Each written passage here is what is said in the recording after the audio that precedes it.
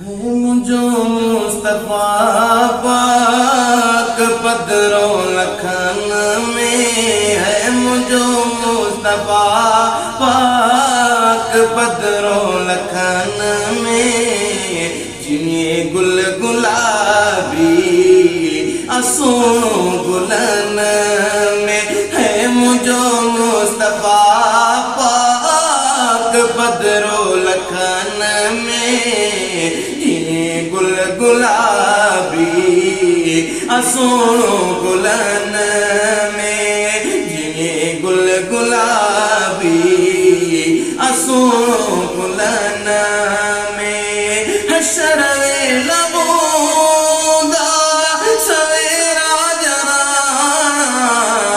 उन्हीं में मोहम्मद परे का सुना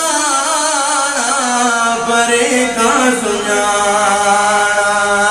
दस छोटकारे जो झंडो हथन में है।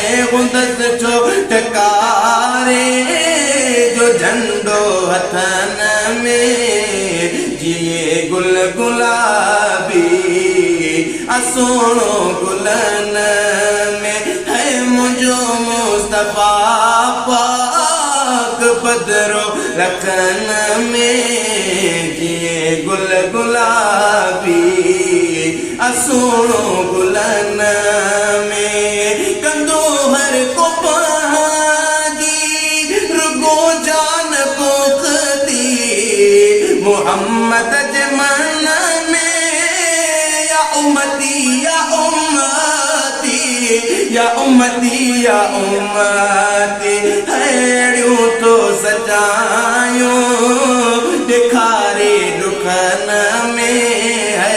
अड़ू तो सजायो दिखारे दुखन में जिए गुल गुलाबी असोनो गुलन में जहन्नुम की होदी जदी मौजवादी उनिया बाके भी हटाए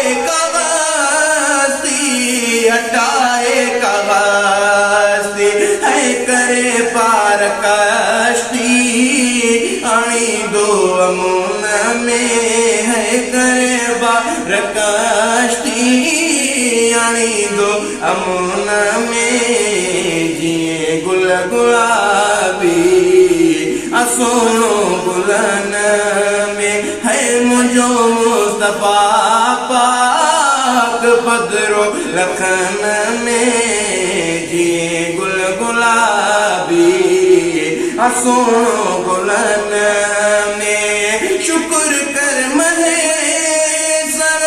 शबादार मिले पको साथ दी दर वफादार मिलियो वफादार मिलियो है। गुलाम नबी थी खुशी हर वतन में जिए गुल गुलाबी असोनो गुलन में जिए गुल गुलाबी असोनो